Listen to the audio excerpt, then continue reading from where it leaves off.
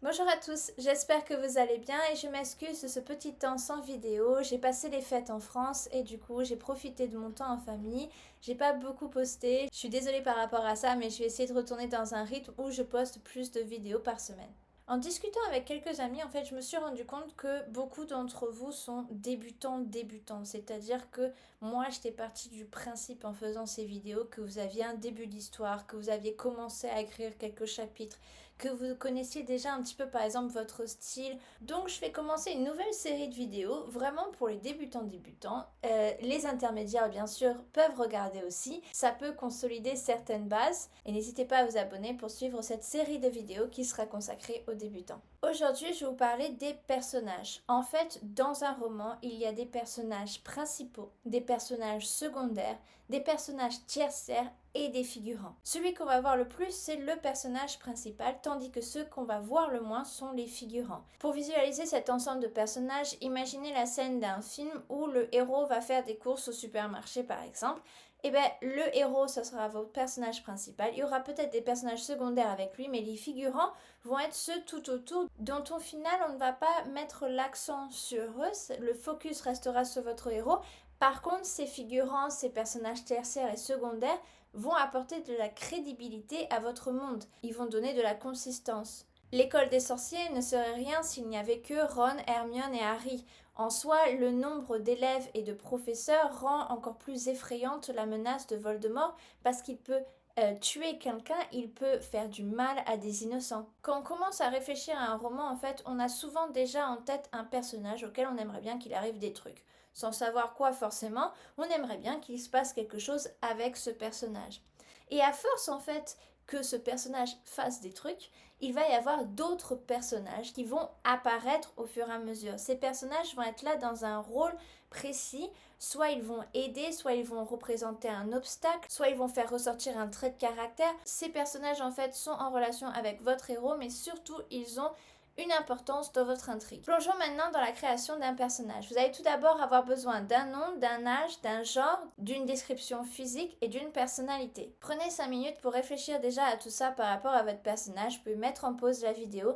Mais voilà, ça c'est vraiment la base de la base. On va prendre comme exemple Harry Potter. Harry Potter, c'est un garçon né en Angleterre avec des cheveux noirs, des lunettes, une cicatrice, les yeux verts et enfin courageux et loyal même s'il est un petit peu naïf. Ça, ce sont les informations de base. Maintenant, est-ce que vous, quand vous avez vu Harry Potter ou quand vous l'avez lu, est-ce que ce sont les informations dont vous vous rappelez? Eh bien, pas vraiment. Si vous voyez où je veux en venir, en fait, ces informations-là, ce sont la base de votre personnage. Par contre, il faut apporter de la profondeur. Il faut rajouter des choses. Harry Potter, on peut rajouter pour compléter le tableau que ses parents sont morts tués par Voldemort. Là, c'est hyper intéressant parce qu'avec ce passé, on a un trauma, un méchant et une motivation. Rajoutons en plus qu'il est élevé dans une famille de moldus et qu'il a du sang de sorcier. Et là, vous avez l'accès au monde de fantasy. Parce que quand même c'est une partie importante d'Harry Potter. Et enfin rajoutons que son surnom c'est l'enfant qui a survécu, donc ça rajoute un petit mystère par rapport au fait d'être l'élu pour combattre ce méchant que personne n'arrive à tuer. Je viens de vous montrer en fait dans cet exemple d'Harry Potter que pour rajouter de la complexité, il faut s'intéresser à plusieurs choses. Imaginez qu'en fait dans la création d'un personnage, vous avez un bloc de marbre et vous voulez faire une statue. Avoir le nom, l'âge, le genre, la personnalité et le physique, on va dire que c'est la première ébauche. C'est les premiers coups de marteau, vous avez une silhouette vague. Et le problème en fait dans les romans, si vous n'avez que une silhouette vague, le lecteur ne va pas trop s'intéresser, le lecteur ne va pas trop se lier au personnage.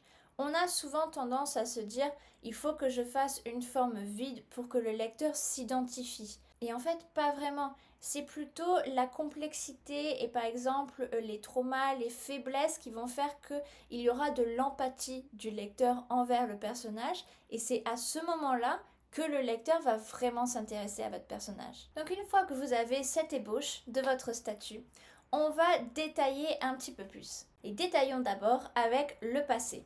Vous devez choisir un passé à votre personnage qui a une importance dans l'intrigue. Cela pourra expliquer certaines de ses motivations, certains de ses complexes ou certaines de ses réactions. Par exemple, si vous écrivez un livre de romance, ça sera beaucoup plus intéressant de faire par exemple une héroïne qui s'est enchaîné 50 râteaux dans les 10 dernières années que quelqu'un qui a un succès fou en amour. Pensez juste que quand votre histoire commence, votre héros a déjà vécu. Et je voudrais que vous pensiez quel impact ça va avoir sur votre histoire. Pour ceux qui regardent un petit peu des animés, il y a souvent, alors je ne me rappelle plus le nom là maintenant, mais il y a souvent ce jeune garçon ou cette jeune fille qui joue aux jeux vidéo et qui est aspiré en fait dans ce monde et qui débarque complètement dans un univers de magie, il y a des monstres, il y a des boss et généralement ses connaissances du monde d'avant, enfin du monde réel, va l'aider à accomplir des faits dans cet autre monde. Passons au point suivant, ce sont les relations et la romance. Je l'ai mis dans la même catégorie parce que je pense que ça fait partie des relations. Votre personnage n'est pas tout seul dans le monde. Sinon, ça veut dire qu'il n'y a pas de méchant, il n'y a pas d'aide. Ça, petit aparté, vous pouvez faire en fait, par exemple, un personnage qui est comme Robinson Crusoe dans une île déserte. Là, pour le coup, il est tout seul. Mais par contre, il pense à toutes les relations d'avant et ça, c'est marqué dans le livre. Et puis, il va aussi créer une relation avec ce... Alors, c'est pas un ballon. Je crois que c'est dans le film de Tom Hanks, c'est un ballon. Mais c'est dans une noix de coco, je crois, dans le livre de Robinson Crusoe. Donc, il essaye de se créer un ami quand même. Et les méchants, ce ne sont pas des méchants en tant qu'hommes, mais ce sont la faim, la survie. En fait, c'est les méchants, ça a une notion abstraite aussi. Ça peut être quelque chose d'environnemental. C'est quelque chose qui crée un obstacle. C'est une confrontation. Vous devez vous poser ces questions-là, en fait. Est-ce que votre héros, est-ce qu'il y a un monde autour de lui qui est aimant, qui est assez compréhensif, qui le soutient? Ou alors, par exemple, est-ce que c'est comme dans Harry Potter, où le début avec la famille de l'oncle et la tante, on voit bien que c'est difficile et on voit bien que ça forge quand même un caractère de quelqu'un qui n'est pas très confiant et là on va se dire il va y avoir une évolution du personnage. Ce que vous pouvez faire si jamais il y a des personnes d'une même famille, vous pouvez faire un arbre généalogique et les relations entre les personnages.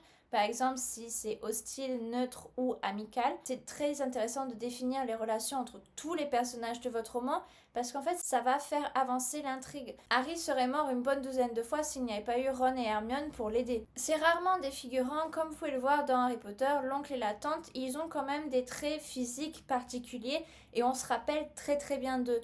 Donc pensez à rajouter de la complexité et à vraiment de les ébaucher comme un personnage principal. Ce qu'il faut vous imaginer, c'est que moins il y aura de signes distinctifs et vraiment d'impact au niveau du lecteur, plus le lecteur va se dire celui-là, j'ai pas besoin de m'en souvenir, on s'en fout. Et ça, il faut pas que ça arrive. Quand votre lecteur va ouvrir votre livre et qu'il va lire le premier chapitre, il peut y avoir plusieurs personnages, mais il faut qu'il comprenne déjà qui est le héros et qui est le personnage secondaire. Et généralement, vous allez mettre le focus de telle ou telle façon pour que le lecteur comprenne.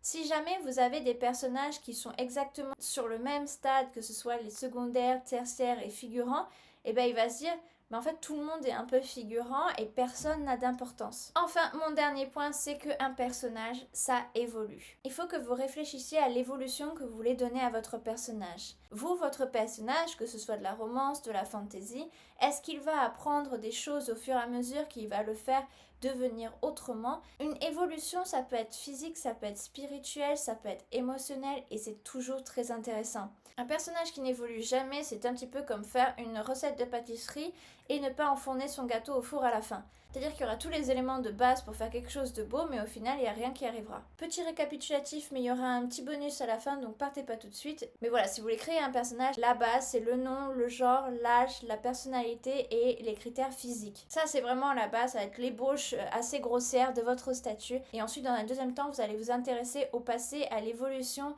et aux relations. Ça, c'est vraiment important pour mettre de la matière dans votre personnage. Enfin, et petit bonus, moi je pense que c'est pour aller plus loin. Et ça marche vraiment beaucoup aussi dans les romans de fantasy parce que généralement, il y a des elfes, des nains.